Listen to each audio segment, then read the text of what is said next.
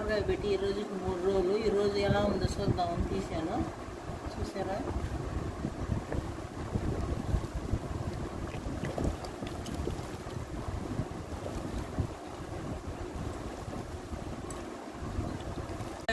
ఇలా వేడి వేడి అన్నంలో ఇలా మామిడికాయ ఊరగాయ వేసుకొని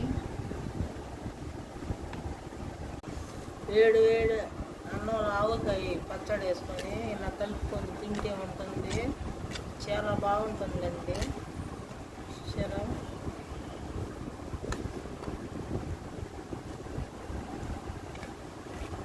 ఇలా ఆవకాయ ఊరగాయ వేడి వేడిగా పచ్చడి వేసుకొని ఇలా తింటే కలుపుకొని చాలా టేస్టీగా సూపర్గా ఉంటుందండి. మీలో ఎంతమందికి ఇష్టం ఆవకాయ ఊరగాయ అంటే కామెంట్ పెట్టండి. అలాగే లైక్ చేయండి, షేర్ చేయండి, సబ్స్క్రైబ్ చేయండి నా ఛానల్ చూసారు ఫ్రెండ్స్.